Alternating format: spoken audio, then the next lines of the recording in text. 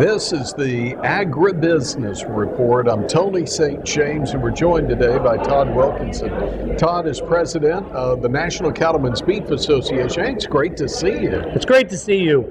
Well, you're in Texas, part of the Texas Cattle Feeders annual meeting, opportunity to visit with feeders. What are you hearing? Well, first of all, optimism. I mean, the market's good. When you come into a place and the countryside is happy and things are going better, that always makes it a more pleasurable meeting. The other thing is concern. There's certainly concern with what's going on in Washington, how that's impacting the possibility of a farm bill, and are people being responsive to what we need in Washington? And I think that's a sentiment that is shared all across the country right now. You had the opportunity, though, to host some members of Congress recently back home. How did that go? Well, it went great. And, anytime that you can actually talk to them on a one-on-one or in a small group setting and convey what the real issues are. And that's important because, and I don't want to make light of staff, because legislative staff is critically important. But your ability to talk to that legislator, whether she's familiar with the industry or not, that's your ability to make an impact and tell them what's important for your membership. So does that really underscore the importance of, as a producer, doesn't matter what segment of the industry you're in, the importance of trying to get one-on-one with your member of Congress? Yeah, well, it is. And, with me being from South Dakota, it's perhaps a little easier for me to get closer to my representatives or my congressmen. But for everybody, I mean, lots of times they're back home and people don't take that opportunity. They want to hear from you. They want to know what your opinion is, because your vote counts, and also your opinion counts. And too often I think that too many of us just think that we need to leave all of the lobbying efforts to somebody else. The best lobbyist for anybody is themselves. So let's talk about an issue that has come up, and actually this one's been here for a long time, and that's traceability. And we can go a lot of different directions on this, but let's start with first, what is traceability? Well, traceability, and I'm going to deal with it from an animal disease perspective. All you have to look to is poultry and pork and look what they're facing. Lots of times people will talk about, well, we really don't have a big issue in cattle. And no, we haven't had a foot and mouth outbreak since 1929. But what has happened is globally, foot and mouth and lumpy skin diseases are starting to sweep the globe, and it's closing in on us. And with our open border status, and I don't mean that in a good way, I mean the fact that we have uncontrolled borders, it certainly appears, we run the risk of contaminating our cattle herd more than we have in decades. And with a mobile society, at any one time, there are thousands of planes in the air and thousands of ships on the ocean.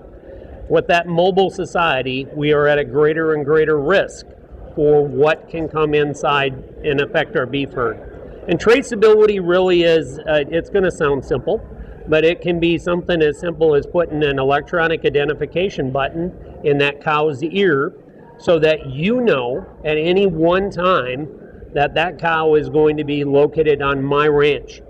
And if my cow gets impacted by a disease, whether it's tuberculosis, whether it's foot and mouth, whatever it is, that cow can be isolated, and it doesn't have to shut the entire country down.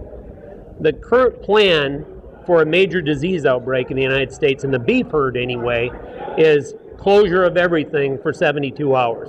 Well, in our industry, that doesn't work well. Our industry constantly has cattle on the road. And if we shut everything down and we have to wait for all the pieces to communicate back and forth in paper, it's going to decimate the industry. But the technology, everybody has a cell phone in their pocket.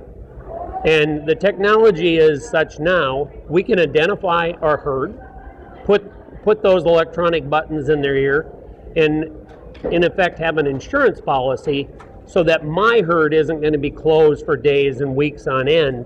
My herd is going to be cleared, and I can continue to move at the speed of commerce.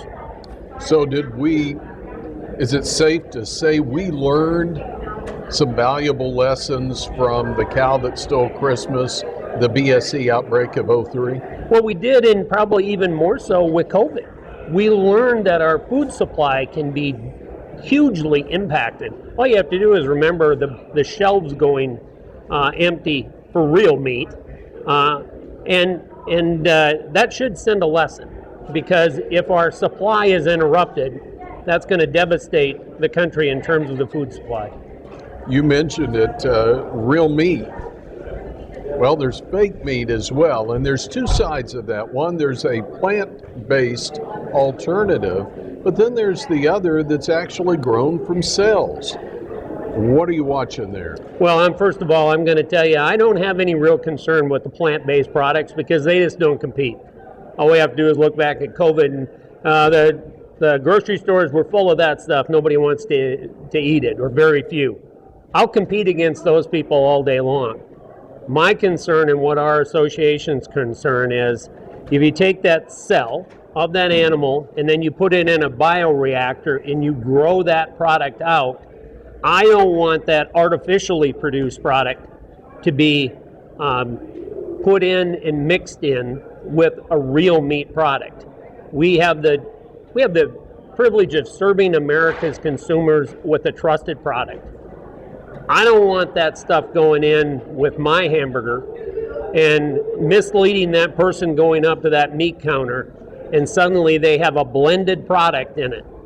And then if we lose the consumer's confidence because of something that's coming out of that blended product, we've lost something we've built up for decades and decades, and that's trust. Because when you go and you buy a USDA inspected product, you know it's going to have the stamp of approval on it. I don't have that same confidence when you put it in some big bioreactor, you throw in a bunch of goop in it, and then you try and tell me that that's meat. What we have to do is label that stuff for what it is. It's a cultured product. It's not true meat. I like to use the terminology with our producers, I like to call it goop, because I don't even want to give it the credibility to call it meat. It's so good to see you. Thanks for stopping by, and enjoy your small and limited time in Texas. Yeah, Texas is always a wonderful host, and I really appreciate the opportunity to get here. Again, from the Texas Cattle Feeders annual meeting in Grapevine, Todd Wilkinson with the National Cattlemen's Beef Association. And I'm Tony St. James. It's the Agribusiness Report.